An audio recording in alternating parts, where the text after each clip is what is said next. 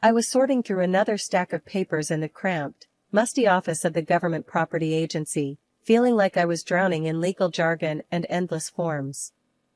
My dad had left me his shares in a big-shot company, and here I was, trying to make sense of what that meant for me, a 27-year-old who'd rather be anywhere but here.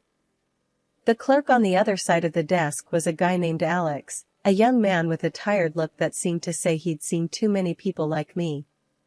He shuffled through my paperwork, his eyes not quite meeting mine. "So, Melissa, you're the lucky one inheriting a fortune, huh?" His voice was flat, but I detected a hint of something else. Was it curiosity? Lucky? Feels more like I've inherited a headache. I tried to smile, but it felt forced. I have no clue about half of these documents. Alex looked up, a genuine smile cracking his weary demeanor. "Yeah, it's a mess, isn't it? But don't worry, I'll walk you through it. We'll get it sorted." As we went through the documents, his patience was surprising. Most clerks just wanted you out the door, but Alex took his time explaining each form, what it meant, and what I needed to do. It was refreshing. "Thanks, Alex. I didn't expect to find someone who actually cares in a place like this," I said, once we were done. He shrugged, the corners of his mouth turning up slightly. "We're not all robots yet. Besides, it's a nice break from the usual. Helping someone's a good feeling, you know?" I laughed, the sound brighter than anything I'd felt since stepping into this bureaucratic maze.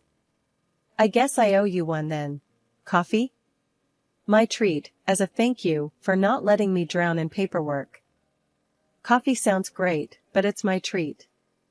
"You've got enough on your plate with all this inheritance stuff," Alex countered, standing up and gathering the now neatly stacked documents.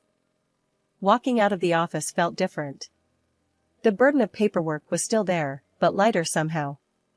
Alex led the way to a nearby cafe, a small, cozy place that felt worlds away from the sterile government office.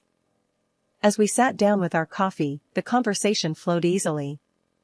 We talked about everything and nothing, work, hobbies, how life can throw curveballs when you least expect it.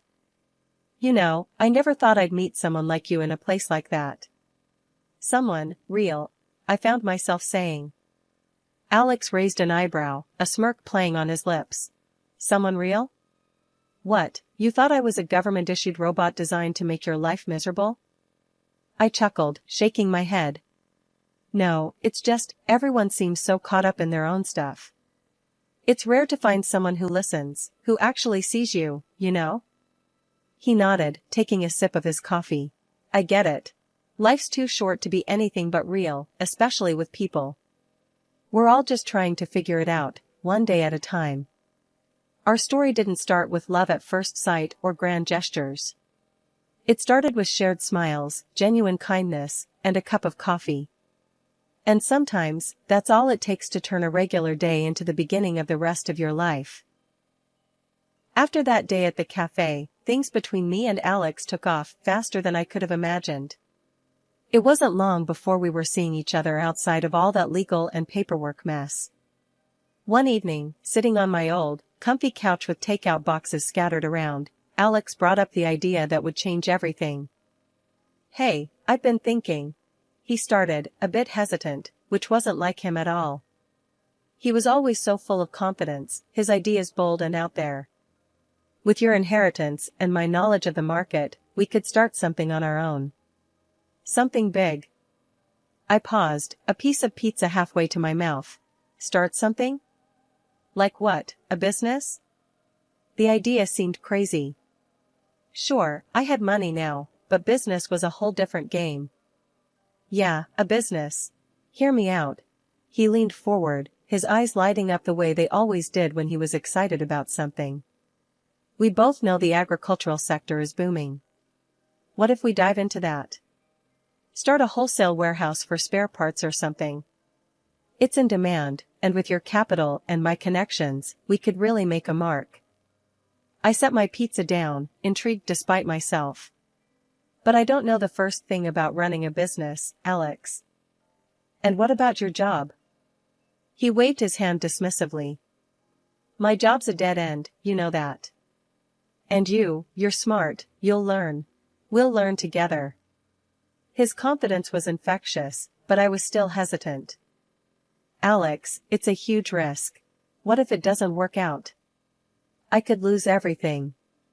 The fear of making a monumental mistake was gnawing at me. But what if it does work out?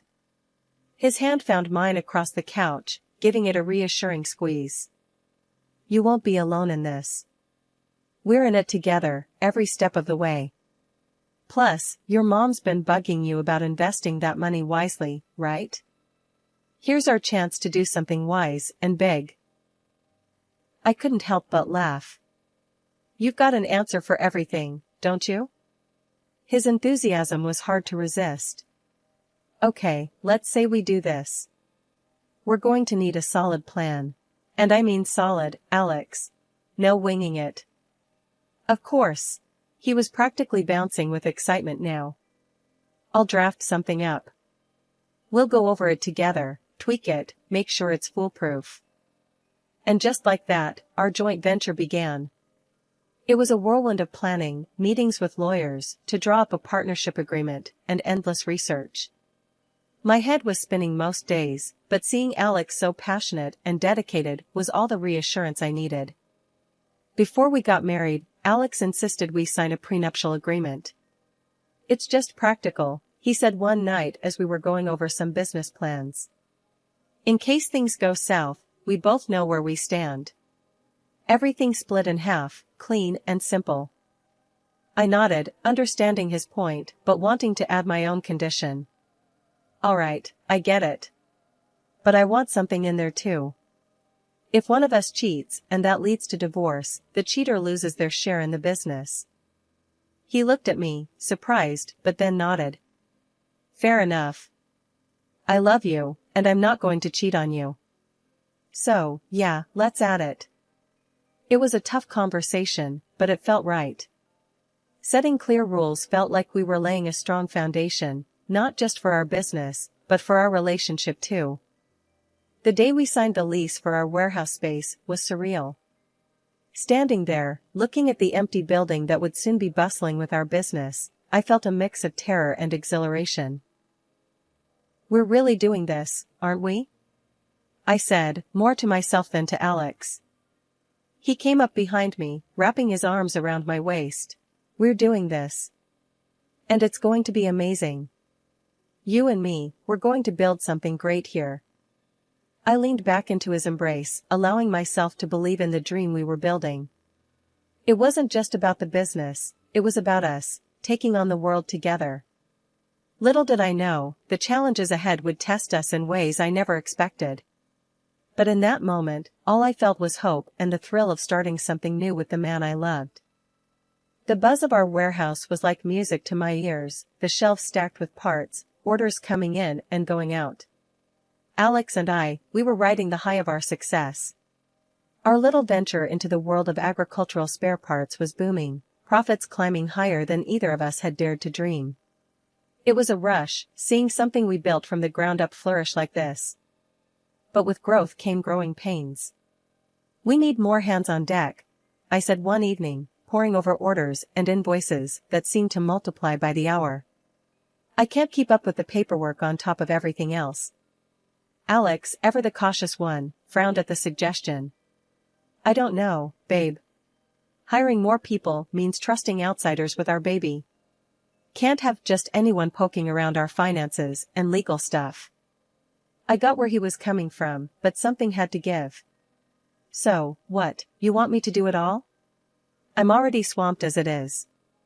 He looked at me, a mix of apology and determination in his eyes. I was thinking, maybe you could take some courses? Get certified in accounting and legal management? It'd keep things tight, just between us. The thought of going back to school on top of running a business felt overwhelming, to say the least. Seriously? When am I supposed to find the time for that? At night? Weekends? He suggested, as if it were that simple. Look, I know it's a lot, but we've got to protect what we've built. You're brilliant, babe. You'll ace it in no time. So, that's what I did. By day, I was the co-owner of a thriving business, and by night, a student once again. It was exhausting, juggling books with balance sheets, but I was determined to keep our dream alive. As the business expanded, so did my responsibilities. I became the backbone of our operations paperwork maze, handling everything from document management to accounting and legal issues. Alex took charge of the finances, contract negotiations, and steering the company's growth, which meant he was on the road a lot, leaving me to hold down the fort. One night, with Alex away on a trip and me buried under a mountain of work, I couldn't help but feel the weight of it all. This isn't what I signed up for, I muttered to myself, staring at the computer screen long after the office had gone dark. The phone rang, breaking the silence. It was Alex, checking in from wherever his meetings had taken him. "Hey, how's my superstar manager doing?" I sighed, rubbing my tired eyes. "Drowning in paperwork, if you must know." "This is insane, Alex. I can barely keep my head above water." There was a pause on the line. "I'm sorry, babe. I wish I could be here to help. But you're killing it, you know that? I couldn't do this without you." His words were meant to comfort, but they felt like a reminder of the chasm between us, growing wider with every business trip he took. I miss you, Alex. And I miss us not being so consumed by all of this." "I know, I miss you too. But think about where this is going to take us. We're building our future, one invoice at a time," he tried to joke. I forced a laugh, but it sounded hollow even to my own ears. "Yeah, one invoice at a time. Just make sure you come back to me in one piece, okay?" "I promise. And hey, when I get back, let's take a day off. Just you and me, no business talk. Deal?" "Deal," I agreed, clinging to that small promise of normalcy in the midst of our success-driven chaos. Hanging up, I turned back to my work, the screen blurring slightly as I blinked back tears. This was the dream, wasn't it? So why did it feel like something was slipping through my fingers? Life in the fast lane of our booming business took its toll on me in more ways than one. The late nights, the constant stress, and the never-ending pile of work left little time for anything else, especially taking care of myself. I didn't even notice the changes at first, but as the months rolled by, the mirror reflected a version of me I hardly recognized. I was heavier, more worn out, and the sparkle that once lit up my eyes seemed to have dimmed. It wasn't just my reflection that had changed, Alex's behavior towards me had shifted too. He started working longer hours, making excuses to stay at the office or go on trips without me. "Just tying up some loose ends," he'd say, or, "This trip is really important for the business." I tried to brush off the nagging feeling that something was off, telling myself it was all in my head. Then came the party with his business partners. I was actually looking forward to it, a chance to step away from the work and maybe even reconnect with Alex amidst our hectic schedules. But when I mentioned it, his reaction caught me off guard. "Look, I don't think it's a good idea for you to come," he said, not meeting my eye. I was stunned. "What? Why not? I thought we were both invited." He sighed, a look of discomfort crossing his face. "It's just, the wives of the partners, they're all, very polished. And you've changed. I don't want you to feel out of place. It might be better if I go alone." His words hit me like a slap in the face. Changed? Out of place? Since when did appearances matter more to him than us being together? "So, what, you're ashamed of me now?" The hurt was evident in my voice, mixing with a rising anger. "It's not like that," he said quickly, "but the damage was done. I'm just thinking about what's best for the business, that's all." I couldn't believe what I was hearing. This wasn't the Alex I fell in love with, the one who used to tell me I was beautiful no matter what. Now, here he was, embarrassed by me, by the very real signs of the life and work we had shared. "If that's how you see me, then go. Enjoy your party," I spat out, the words tasting bitter. He tried to say something else, probably to backtrack or smooth things over, but I was done listening. I turned away, feeling a mix of heartbreak and disgust. That night, as he went off to mingle and laugh with our polished associates, I stayed home, crying over the unspoken cracks in our marriage that had finally, painfully, come to light. The tension in our house grew thicker with each passing day, turning from a place of love and shared dreams into a battlefield. The party incident had left a gaping wound in our relationship, and things only went downhill from there. Alex, the man who once looked at me like I was the only woman in the world, started finding fault in everything I did, especially about my looks. One evening, as I was trying to unwind after another grueling day at work, he walked in, his face set in that now familiar look of disapproval. "Here," he said, tossing a brochure onto the coffee table. It was a membership for a local fitness club. "Thought you could use this. Might help with, you know." He gestured vaguely at me. I stared at the brochure, then up at him, feeling a mix of anger and hurt. "What's that supposed to mean?" I asked, though I already knew the answer. "It means maybe it's time to do something about how you look. You're not exactly the woman I married anymore," he shot back, his words like daggers. I tried to shrug off his cruel comment, to show him that his words didn't hurt me, but they did. Deeply.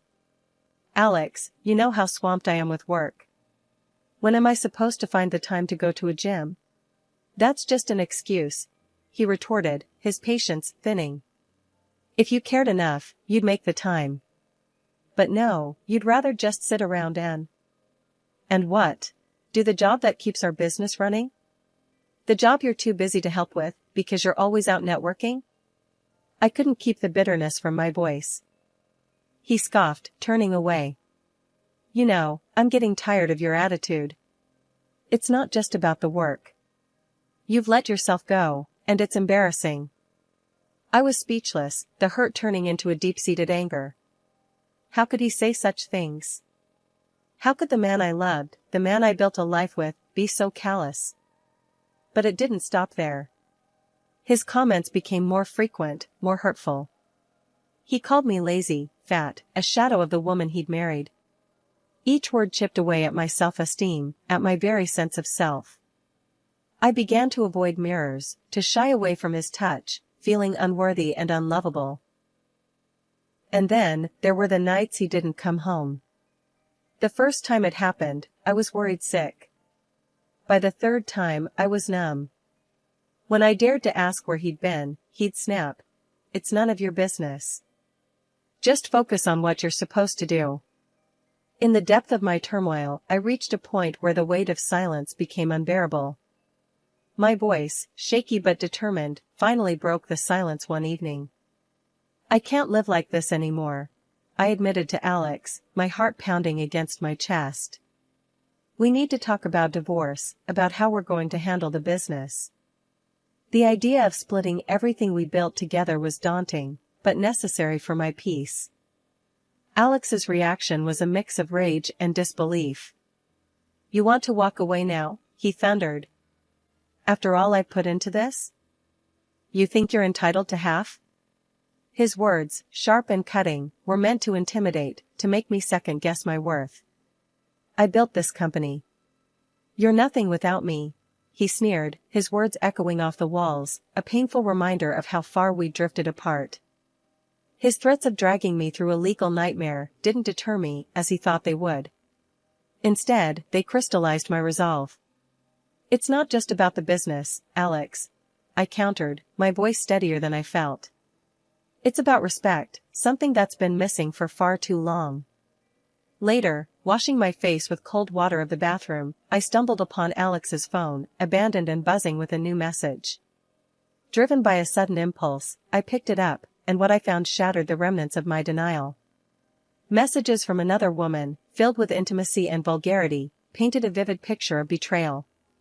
My heart sank as I scrolled through plans for a getaway, a trip meant for two, all behind my back. With every message I read, a part of the old me died, and a new resolve took its place. I didn't confront Alex with my discovery. Instead, I carefully documented everything, a silent promise to myself to fight for what was rightfully mine. This wasn't just about getting even, it was about claiming my dignity, my independence. With a heart heavy yet resolute, I knew what I had to do. The discovery of Alex's betrayal wasn't just a personal blow, it was a wake-up call to protect what I had worked so tirelessly for. So, I went to our office, a place that once symbolized our shared dreams, now a battlefield where I had to secure my future. First, I meticulously reviewed every document, every account associated with our business. It was crucial to understand the full scope of what we had built together, and what was at stake. Discovering the extent of Alex's deceit, including the car he bought for his mistress, only fueled my determination. I gathered every piece of evidence, made copies, and prepared myself for the next step. Armed with the documents, I sought out the best lawyer I could find, someone known for their integrity and tenacity. "I need to file for divorce," I told the lawyer, my voice steady but my hands betraying my nervousness. "And I intend to fight for what's rightfully mine in the business we built together." The lawyer, a seasoned professional with a keen sense of justice, listened intently as I laid out my case. After reviewing the prenuptial agreement and the evidence of infidelity, he looked at me with a reassuring calmness. "Given the circumstances and the evidence you've provided, you have a strong case. We'll do everything in our power to ensure you come out of this with what you deserve." The legal battle that ensued wasn't easy. It was a test of my resilience, my patience, and my very spirit. But throughout it all, I held on to the belief that truth and justice would prevail. And prevail they did. The court recognized the validity of our prenuptial agreement and the evidence of Alex's betrayal. In the end, the judgment was passed in my favor. I retained full ownership of the business we had built together, along with a fair portion of our shared assets. Additionally, I was granted financial compensation for the emotional distress caused by Alex's actions. It was a bittersweet victory. The business that had once been a symbol of our union and collective effort was now solely mine. The relief of securing my financial and professional future was tempered by the sadness of how our relationship had unraveled. Yet, as I stood outside the courthouse, the final decree in hand, I felt a weight lift off my shoulders. The fight was over. I had stood up for myself, fought for what was right, and emerged victorious. It wasn't just about the business or the assets, it was about reclaiming my dignity and self-worth. A month had flown by since the court's decision. I was in the middle of reviewing some new contracts when my phone rang.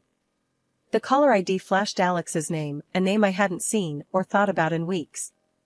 Hesitating for just a moment, curiosity got the better of me, and I answered. "Hey, Melissa, it's me." Alex's voice came through, laced with a kind of forced cheerfulness. "I've been thinking about us, about everything that happened. I'm really sorry, you know? I messed up big time. I messed up big time." I couldn't help but let out a short, incredulous laugh. "You're sorry? Now? After everything?" "Yeah, I know it's late, but, listen, I'm in a bit of a tough spot right now," he continued, his voice taking on a desperate edge. "The thing with, it didn't work out. And I'm struggling to find a job. I was hoping, maybe you could help me out? Give me a job at the company?" His audacity left me speechless for a moment. The man who had betrayed me, who had threatened to take everything from me, was now asking for a favor. It was almost laughable. "Alex, let me get this straight," I said, my voice calm but firm. "You cheat, you lie, you try to drag me through the mud, and now you want me to give you a job? You've got some nerve."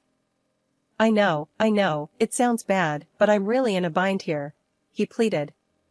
"I'll take anything, really. I just need a chance to get back on my feet." I took a deep breath, feeling a sense of clarity and resolve wash over me. "Alex, the answer is no. I've moved on. The company is doing great, better than ever, actually.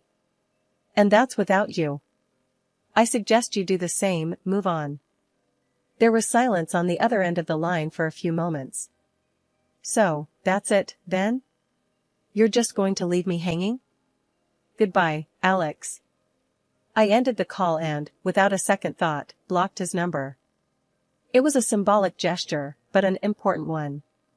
I was closing that chapter of my life for good. In the weeks and months that followed, I poured my energy into the company.